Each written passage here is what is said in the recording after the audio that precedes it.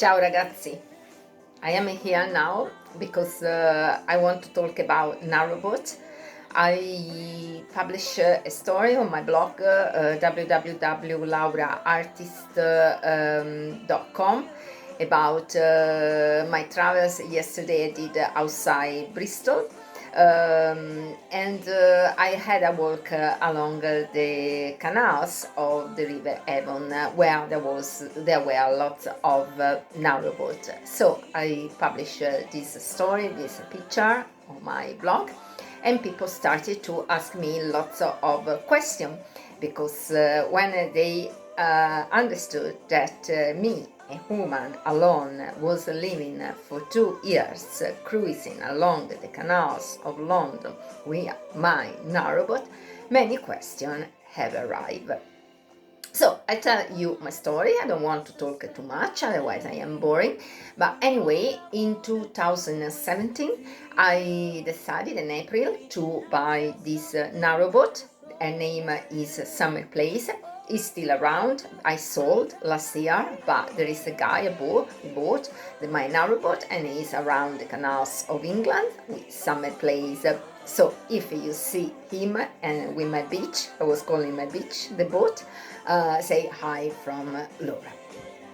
So I decided to buy a narrowboat. I did several research, also on a website that is called Apollo Duck, and through that website I arrived at my narrowboat that was not in London but was in a marina near Birmingham. So I went to see this narrowboat and was about 29 years old, but it was a nice boat. The previous owner had kept the boat very, very well, but obviously it was old, 30 years. But my intention was that to live on my narrowboat part-time, because at the time I was still living with my ex, the abusive guy of Swindon. So my idea was buying this narrowboat and living on my narrowboat when I was working in London, because in that time I was living with him near Swindon but working in London. So instead of renting a bedroom, because I was no more full-time in London, I decided to buy a narrowboat because I say maybe I save money, and then we have also the possibility to do a cruise around the canal, have our summer holidays on the boat. The boat was Summer Place, so where better could do my holidays. So I went to this marina and I bought my narrowboat. But obviously it was old, and I decided to do some work at the engine, because she needed some work, and also inside I changed a lot indoor because it was very old and I want to have a nice boat. So I install a sofa, pink sofa, perfect for a woman, because then I was living alone on that boat. And finally arrived the day after 2 months that this boat was in the marina, that I went to this place that is called Solihull to pick up my boat and cruise for 9 long days from Solihull to Uxbridge in London. In that moment I was not alone. There was the ex of that time helping me. That travel was a disaster, because for him was the opportunity to offend and treat me very badly for anything, because he was feeling probably very stressed, and instead of helping me was accusing me, was calling me fucking bitch, why you have decided to buy this boat, is your business, you need to learn how to drive, I don't want to help you so much, blah blah blah. It was crazy. He was helping me, but all the time he was swearing and was attacking me. 9 long days. Anyway, I brought this boat from Solihull to London in 9 days. driving 9 hours a day, doing about 185 locks. I can't remember now exactly the number, and 2 long tunnels along the canals, because you must know that in England there are lots of canals that are connected the most important city that were created during the Industrial Revolution. So I risk also to die in one of these locks, because my ex didn't keep the rope of the boat, and the boat started to move up and down while a waterfall was arriving from the lock, and my boat got stuck in an old brick, and it was doing like Titanic like that, and I was alone on this boat, and I was starting to panic and say, fucking hell, what I do, because this boat is stuck. It was just 3 days. I was driving a narrowboat. It was long, my narrowboat 39 feet, 30 meters is to half, so quite long. So now what I do, I was alone in this lock, so I had in that moment the idea to do a bit of forward, and the boat could finally go. And so I was safe, otherwise I could be dead and not be here telling my story. Anyway, I arrive in London, and the first time I moved next Uxbridge, after the last lock when you come from outside London, or the last lock when you go outside London in the west. And after all this lock that I did coming from Birmingham, I decided to live just in West London, going up and down, with avoiding all the east, because there are lots of locks, and I couldn't be able to do the lock alone, because it's quite hard work and bit complicated, and if you are 2 people it's easy, but if you are alone can be difficult, especially a woman, because I have learned in these 2 years that even if I am fit and quite strong, a woman can do lots of things like a man. So I decided to stay in this side of London. And I was going practically from Uxbridge after the lock until Little Venice, coming back, trying to respect the 20 miles per year that the River Trust Canal asks when you decide to be a continuous cruiser and non in a mooring, because in London, especially in London, if you decide to buy, or a mooring is like buying a house outside London, and the mooring in London is not the cost like a flat, but can have the cost of a house in Birmingham. And then you can rent a mooring, but it's quite expensive. I went in a marina that was quite north of London, in Zone 6, was isolated from the rest of the world.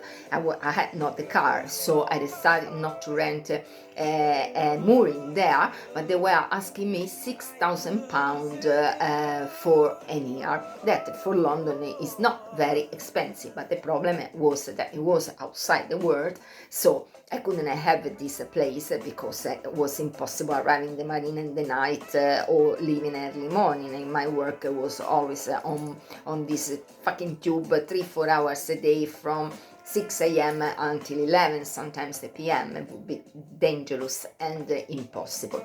So I decided to be a cruiser. I pay my license to the River Trust Canal, and then was moving my boat like a continuous cruiser every 2 weeks.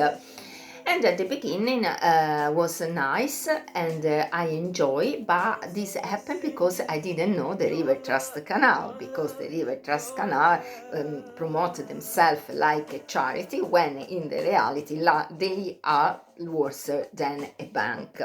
So what happens? What happens is that there are these volunteers that are going around with their iPad, taking the pictures of every boat that is along the canal. And through the iPad, they check your number on the boat to see if you move the boat effectively every 2 weeks, respecting the rules.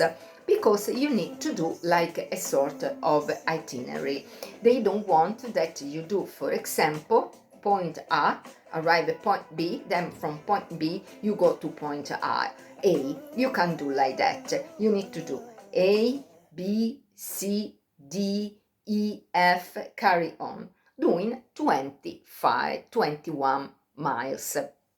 But the fact is, London is big, so even if I was in the west of London, I was respecting my 21 miles per year. But then I start to have some problem at the engine, so a few times I couldn't move the boat on time, because in London it's not easy to find an engineer that come when you call him, because there are many boaters in the same problem. So I had these people of the river Trust Canal in winter that were phoning me, asking me if I had moved the boat, and I say, listen, the boat is broken, the battery is not working, I am awaiting the engineer, the river rescue canal, and if he doesn't come, I can't do anything. I'll give you the key and you can move the boat for me, because myself I can't do. And then I still remember that when I brought the boat to the marina in Slough to sell, where I sold my boat finally, my boat was not in the water part of the river Trust Canal, but was in the property of the marina, like the car, no? Or is on the street, the main street, the public street, but if it is in the garage, you have not to pay the park permission. The same is for the boat. But these people of the River Trust had no, they didn't trust me, and they went 3 times in this marina to check my narrowboat if he was really in the property of the marina, with the meter to take the measure. And these people must know they are bastard. Really, I hate the River Trust Canal, because they present themselves like a charity based on the work of the volunteers, but they don't care una minchia if you have some problem. Also because I was moving my boat every 15 days, apart this moment that my boat was broken, from point A, B. I was going from Little Venice up to Uxbridge and then coming back. That I was doing twice per year, so they were like 42 miles. And I usually moor my boat next to other boaters in place quite safe, because I am a woman alone in the night. What I do along the path if nobody else is around. So I was usually mooring in Northolt near the marina, where there are lovely people working there, helping me many times to when I was in the shit. Then I was mooring in Perivale, or I was mooring in Alperton, or I was mooring in Royal Oak, Westbourne Park, up to Little Venice. But usually Little Venice I didn't moor, because you had to do double mooring. And is a thing that personally I hate. I bought the boat because I love the nature, I love to be independent. I hate the flatmates and the neighbors. So imagine if I could stay in Little Venice for 14 days with someone next to my window, lack of privacy. So I never stay in Little Venice because I hate double mooring. So I was mooring my boat from usually Royal Oak or Westbourne Park. And if someone was arriving, sometimes one day I remember I was just arrived, I was using my rope not to moor the stuff and my boat, and arrives a woman that want to moor next to me, and I say, no, you go. And she said, I want to move. I say, no, you go at the next one, not next to me, because maybe tomorrow I'm going and I don't want you next to me. There was lots of space, so why you want to move next to my boat? Go away. And so she went away. Anyway, and living alone on a narrowboat is an adventure. You need to be very hippie and spirit of adventure must be in you, and you need to be very fit and strong, because you need to do lots of DIY. You need to check the oil, the filter every time you start the engine, and it means you go inside the engine, especially if the boat is not new, and you need to check the oil. I am talking about if you are a continuous cruiser. If you are in a marina, you are a lord or a queen, is completely different. But if you decide to be a cruiser, you need to be careful and consider if you can do this kind of stuff, because if there are two people on the boat, it's fine. But my ex obviously was not helping me. He was an abusive. He was also complicating in my life with the boat, because if I ask him some favor, usually say no, or if he did wrong. I had also a problem to sell my boat for a bad work that he did in my shower.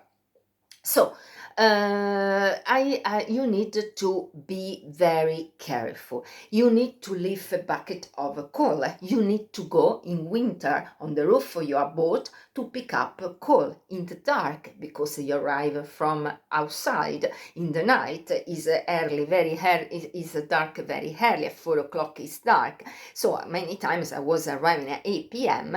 I was arriving at the boat frozen inside. There were like, if outside there were 5 degrees, inside there were 2, and no coal. So I had to take my bucket, my gloves, because otherwise your hands are dark and you can do an office work or work in a restaurant or do the hostess, because if you don't use the gloves, your nails, your hands will be always black. So you need to wear your gloves, take your bucket, you go on top of the roof of the narrowboat, you pick up your coal, that is much better than wood, and you start your fire. There is also a technique to start your fire. At the beginning I was not able, so it was my boat like smoke. I couldn't breathe. I had to open the window, and my clothes were smelling for a long time, so it was quite embarrassing. I don't like the smell of the wood on my clothes. Fortunately, I was going in the house of my ex to do the washing machine, because this is another problem. If you don't have anyone that is supporting you and you are not living in a marina, it's not easy to have a washing machine in your boat, because the washing machine, especially if the boat is old, is using lots of your energy in the battery, no electricity. So you need most of the time take your old dirty cloth and go in one of a laundry to wash your clothes, or you go in the house or relatives of a friend. In my case in London, I had nobody, so fortunately I had my ex, and I could go in his house having my washing machine every week. Then the hot water depends. So if the boat is old, there is no central heating, so you need to prepare your fire. And if outside there are 5 degrees, usually inside there are 7, and outside 0, inside 1 or 2. So you need time to warm your boat. And then remember, in the night you need to put an alarm, otherwise you wake up in the morning, you are in the South Pole. You really, because the temperature in the boat is metal, so drop fast. So I always put an alarm. I put, for instance, the last call at midnight, lots of call, and the boat was warm. But at 4 o'clock, I had to put the alarm, wake up, and add other coal and wood to carry on in keeping my boat warm. So at 8 o'clock, 7 o'clock, my boat was still warm. And then I was going to work, and coming back in the evening, I was finding again a fridge, not a narrowboat. So you need to be prepared for this. And I'm talking about continuous cruiser, not in the marina. Then you have to okay, be prepared to everything, especially when you are going around. You need to be if you want to moor in some place, you need to go very slow and be ready to take the place when you find one, because in London is very busy and it's not easy to find a moor in the place that you like. And also you need to check around if it's safe or not, especially if there are no other boats, or even if there are boats, narrow boats, but nobody is living in there.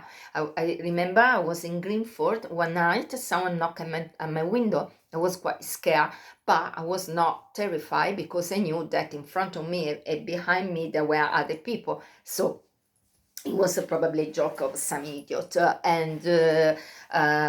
if you are instead alone, how sometimes I was in Northolt because I didn't find a mooring before the marina, so I had to moor after the marina. I remember a few nights I was sleeping alone. I was not terrified because the house of people living in the marina was not very far, was like on the other side of the canal. But anyway, it's not like living in a flat, so this is very important. Then it's very important to have the river rescue canal, because the boat is like a car, can break in any moment. A river rescue canal, now I don't know if they have a change name, because I knew there were some changes, but until 2019 I had them, and they were brilliant. They were coming every time I was calling them. There are several grades of subscription. I think I had bronze because I was always around London, so I was not traveling so much, and so bronze was fine for me. But if you are a proper cruiser, you go from London to Manchester quite often, 2-3 times a day, here is better if you have gold, because if your for instance boat is stuck somewhere, they can bring you also in some place where to stay. They don't leave you on the boat in the middle of nowhere. And yeah, it's anyway, it's nice, the community along the canals, even if London is quite full of people always running and anxious that don't care too much about the others. When you go along the path, everything is becoming slowly and nicely. People want to talk, people want to say hi, people want to help.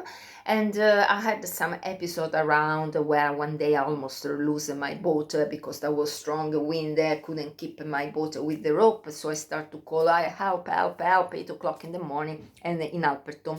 And a guy was there, he came with me, and we were sitting on the ground, pulling the rope. Anyway, I had back my boat, he helped me. But if your car breaks in the middle of the street, forget that someone is coming to help you. Instead, with the boat happens because the community is different.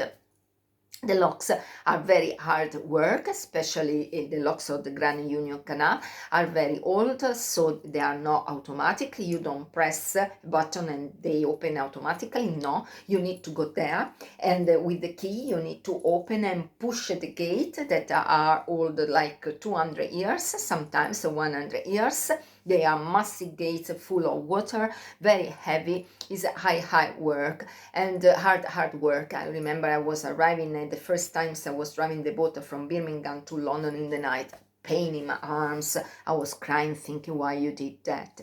And then yeah, you need also to know how to moor the boat, because in London there are no, the River Trust ask lots of money to moor the boat, but obviously they don't do great maintenance, so it's very easy to be grounded with the boat. It means the boat gets stuck in the mud and you don't know what to do. You need a bit of technique to go out, or otherwise you need to wait for someone that pull you with the rope. But everyone is always ready to help. So for that, don't be worried. At least it happens in the night, so forget help. You need to wait the following morning, or maybe the water gradually move the boat and you can go out. But for mooring, there are not lots of metals, I don't know the name, where you can just pull the rope around and that's all. No, you need a hammer and those long pieces of metals like that, like going in a camping, and you need to push the hammer and quite down ground, and they must go very down, otherwise if a boat is coming nearby can bring away your boat. So there is a specific technique, but now I can't explain it with the proper words in English because I was doing automatically with my mind, but I was quite good, and I was using always 3 ropes to move my boat, one on the back, one in the front, and one on the middle. And the 2 pieces of metal I just put like that, like a cruise, so the rope I can do like a sort of knot around, and my boat was always stable even if the wind was strong. Then I still remember I slept on the night of one of the night of the beast from the east, the tempest, the storm. Then I ran away. I went in the house of my ex in near Swindon. But I in the night I was listening like a tick tick tick. I said, fucking now, what is noise? So I went watching in the window, and there was the noise of the snow that was falling on the top of the metal roof.